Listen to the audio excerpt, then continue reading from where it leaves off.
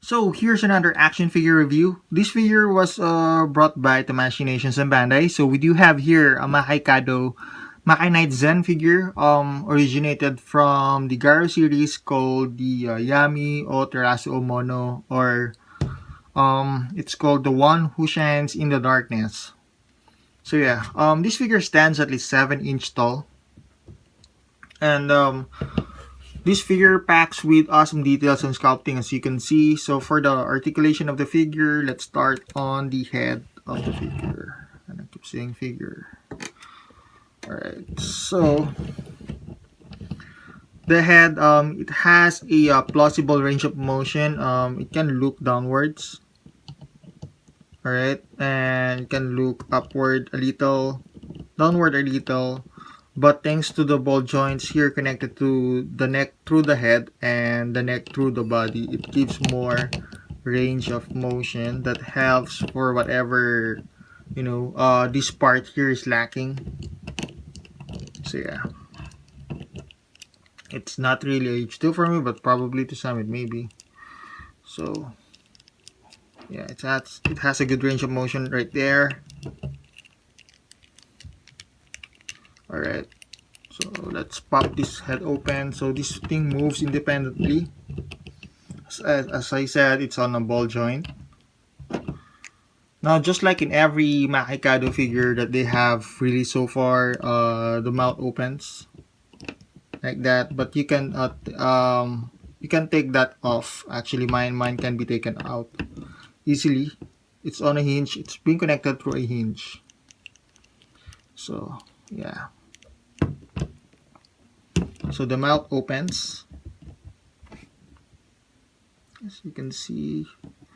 Now they're using a reflective paint app on the eye instead of a translucent plastic. Before they tend to use that, but yeah, they switch on to the reflective paint app, which is not a huge deal for me. It still works actually. It looks okay. And the color scheme on the eyes is on a pinkish color scheme. So yeah, the articulation here on the shoulders, these shoulder guards it's being connected through a ball joint right there. Let me take this out so you can see. There you go. So there's a ball joint socket right there and a ball joint right there. So it doesn't move much, as you can see. It moves up and down a little. Now on the arms, it's being connected here through a ball joint. Then the midsection part here connecting through the bicep is on a hinge. Then a ball joint is connected through this bicep right here. So you can move the bicep. It has a good range of motion right there, even without using the hinge right here on the midsection part. But overall, the entire arm piece has a good range of motion. It has a bicep swivel. It can move a lot. The shoulder guard doesn't hinder much of the articulation here on the arms. The arm raise can go as far as that. Then there's a good range of motion right there. Like I said, bicep swivel, single joint here. And surprisingly, the forearm moves. So it's on a ball joint. As you can see, based on the movement it does, it's probable that it's on a ball joint. Then the wrist is on a ball joint as well. So there you go. So a good range of motion on the arm. Then on the upper body, through the abdominal part, through the waist, it's on a ball joint connecting two piece right there. So the back can move a little backward a little. Then it can move downward. It can tilt sideways, as you can see. Now we do have the waist here on a ball joint, so it adds more motion. So it can go downward that far, and it can move upward that far. So it's nice. It can tilt overall, so overall a good range of motion right there. Now here on the leg part and on the thigh part, it has a thigh swivel. All right, it's on a single joint here, a ball connected to the groin. The leg can do splits as far as that, thanks to the detailing here on the sides.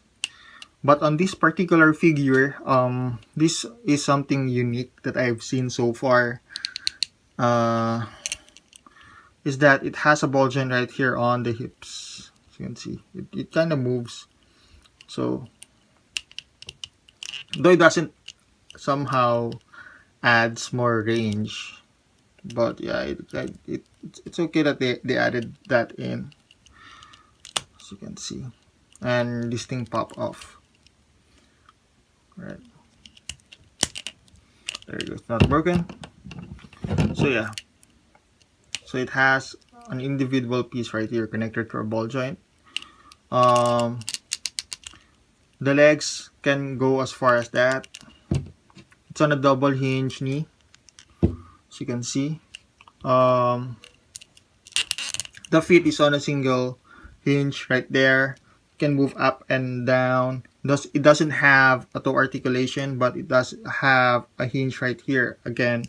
So it tilts and it adds more range of motion on the feet. So it's, it's a win-win for me.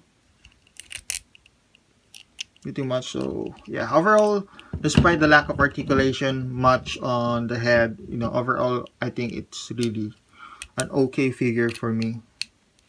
Yeah, so for the detailing of the figure, just like in every Makai Kado or SIC figure that they came up with, the figure packs with awesome details and sculpts. As you can see on the head, just on the head, actually, for some reason, I find this figure looks more like a warthog rather than a wolf because of the tusk right here. As you can see, it looks more like a warthog or a hybrid or of some sort. So there's a very nice sculpting right here and very sharp sculpt detailing here on the head, shoulder pads, the chest. This part here is on a translucent plastic, as you can see. Then this thing doesn't remove. It's on a soft plastic detailing. I don't want to move it more. It may get broken. Even this little detail, check this out, very nice. Alright, then the abdominal part is a bit more of a scaled design here. Then, very nice. Very well sculpted from head to toe. So, check out the back of the figure. So yeah. So the figure only came with a very limited number of accessories. It only came with one pair of open splayed hands. As you can see, open splayed hands. One weapon wielding hand.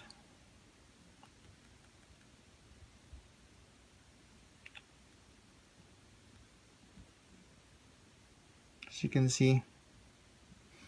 And of course the weapon of the figure. So it's not made out of die cast. It's not a huge deal for me. It's not a huge deal for me, but probably to some it may be. It has a very nice sculpting here, as you can see. There's a very nice encryption right there. Then the tip of this is well painted, very nice. So they have already changed the style of how they place in the weapon of the figure. Way back they used to have a soft weapon wielding hand, but now it's on a solid piece, well sculpted one. So you won't be able to bend the fingers and all that because it's already a solid piece. So all you have to do is just to remove the handle, insert it on the weapon wielding hand. There you go, and then latch it on to the sword. Then the replacement is easy. You just need to pop this off, then replace it right here. So yeah, there you go. But as far as I can recall in the series, this figure came with a shield. So I'm not sure what's up with that. So yeah. So despite the limitation in articulation on the head a little, and the lacking of shield, which I really think it should come with the shield because it I saw it on the series. So yeah, overall it's still a good figure that you should pick up if you're a fan of Keita Amemiya, or if you're a fan of an action figure that has a very artistic look and a well detailed figure, then you should really pick this guy up. So yeah, thanks for checking out my review on this figure. You can check out the rest of my work on my Instagram and my Facebook page. So please do check it out on the description below. Please subscribe. So until later, guys.